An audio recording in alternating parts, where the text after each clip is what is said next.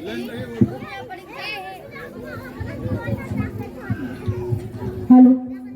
बेटी, तुम यह परीक्षा दोगी, अगर पास हो जाएगी तो क्या बनोगी? माँ, जब मैं इस एग्जाम में पास कर जाऊंगी ना, तो जिसके अंतर्गत भारत सरकार चलता है ना, वह नौकरी करूंगी। क्या बेटी बोलती हो? एक साधारण जीवन यापन करने वाला व्यक्ति इतना मान कैसे हो सकता है? आपको पता है ना कितनी गरीबी हो, मैं किस तरह आपको पढ़ा लिखा रही हूँ। यह एक सपना है और सपना साकार होना असंभव होता है। जिसे आप सपना कर रही हो ना, उसी का पर्यायवाची शब्द कल्पना है।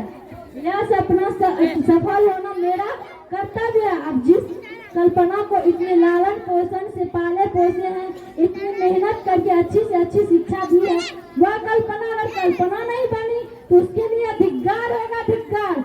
आप जैसे आदर्श माँ की दिए हुए प्रेरणा पर अगर हम नहीं चलेंगे, एक अच्छा काम नहीं करेंगे, उसके लिए धिक्कार होगा।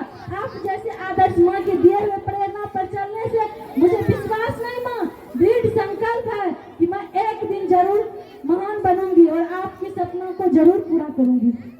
बेटी, यह कैसे प्रमाण हो सकता है, थोड़ा समझा दीजिए। माँ, जब मैं इस एग्जाम में पास करूंगी तो यह सब कुछ प्रमाण हो जाएगा। बेटी, मैं एक गाना सुनी थी, सबसे अगाड़ी हमारा बैलगाड़ी।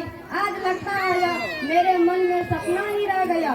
नहीं माँ, सपना नहीं कोई, ये जरूर पूरा होगा और कम समय बाकी है इसे पूरा करने के लिए। आप इतने दिन से इस समाज की हर कुछ सुने, अब थोड़ा दिन और सुन लीजिए तो ये सपना आपका जरूर पूरा होगा।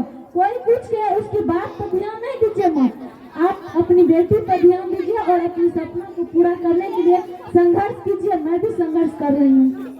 ठीक है बेटी, मैं और इंतजार करती हूँ, देखती हूँ आपकी मंजिल कहाँ है और कब पाती हूँ। माँ, इतना समय मत लीजिए, मुझे एग्जाम में भी जाना है, लेट हो रहा है। ठीक है बेटी, चलिए। ठीक है, चलिए माँ, जल्दी जाना है। ए छोकरी, तू मुझे पहचानती है? मैंने तुझे क्या कहा था?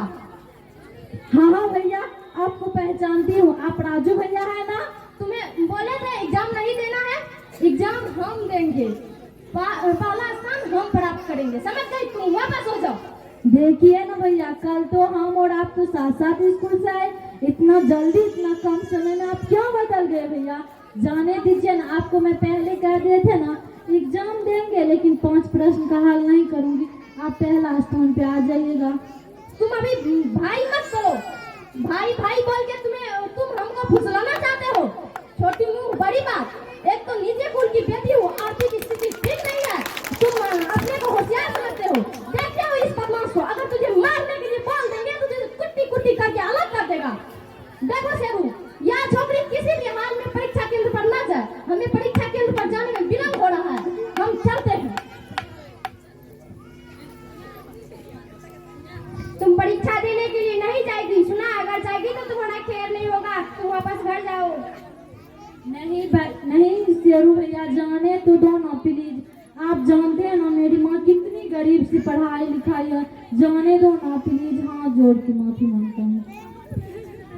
बेटा, मैं बहुत गरीबी हूँ, मैं अपनी बेटी को कितना तप और तपस्या से पढ़ाई हूँ, इसे परीक्षा देने दो। राजू बाबू तो धनवान व्यक्ति है, बड़ी धनवान व्यक्ति है, वह बिना नौकरी का ही अपना जीवन अच्छा से बिता लेगा, लेकिन मेरा क्या हाल होगा? बेटा, मेरी बेटी को परीक्षा देने के लिए जाने दो, मैं आपसे प्रार्थना करती हूँ। ज्यादा मत बनाओ बूढ़ी, चला यहाँ से, तुम रुको। कल्पना, मेरी माँ को मत साइड कीजिए यार।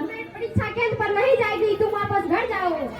देखिए ना शेरू भैया, जाने दीजिए ना, इतना विनती करने पर अगर आप नहीं मानते हैं तो आप बताइए कि राजू भैया की तरफ से क्या सब मिलता है, उसकी 5 गुना मैं दूंगी, लेकिन जाने दीजिए।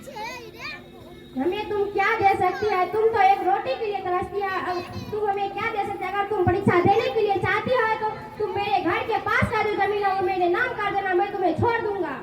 ठीक है शेरू भैया, मैं अपनी माँ से बात करती हूँ। माँ। हाँ बेटी। राजू शेरू भैया के पास जो घर के पास जो जमीन है ना, वो मांग रहा है, जब वो लिख देगी ना तो वो एग्जाम देने के लिए हमको छोड़ देगा। ठीक है बेटी, मैं तेरे लिए तो जमीन क्या, मैं अपने घर भी लिख सकती हूँ। उसको कहो मेरे साथ जाने के लिए, मैं अभी तुरंत जमीन लिख देती हूँ। धोखा नहीं देना, अगर धोखा मिला तो परीक्षा केंद्र से निकलते ही तुम इस धरती पर नहीं रहोगी। ठीक है भैया, धोखा तो नहीं होगा। धोखा तो वह करता है जिसके अंदर छल कपट होता है। अगर धोखा होता तो मेरी माँ पहले कह देती नहीं लिखेंगे, लेकिन धोखा नहीं होगा। जाने दीजिए प्लीज। धोखा नहीं देगी तो चलो तुम्हें परीक्षा केंद्र छोड़ आते हैं। राजू का हिम्मत नहीं होगा कि तुम्हारा कुछ बिगाड़ सके। देखिए भाई साहब, आप परीक्षा केंद्र काहे के लिए जाइएगा, मैं अकेले राजी हूँ।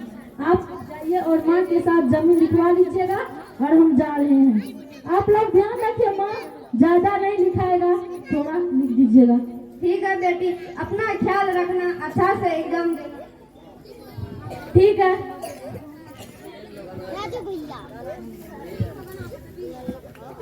जाइए माँ, अच्छे से जमीन लिख दीजिएगा। चलिए प्ले कीजिए गाना को।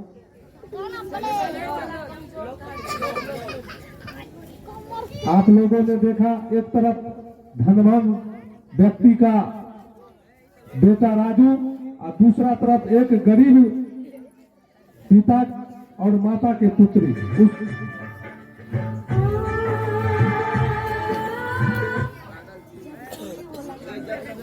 तो एक पिता के कमजोर तबका के गांव के गरीब के बेटी, उनको परीक्षा यूपीएससी के परीक्षा देने से गुंडे, धनवान व्यक्ति के गुंडे उसको रोकते हैं।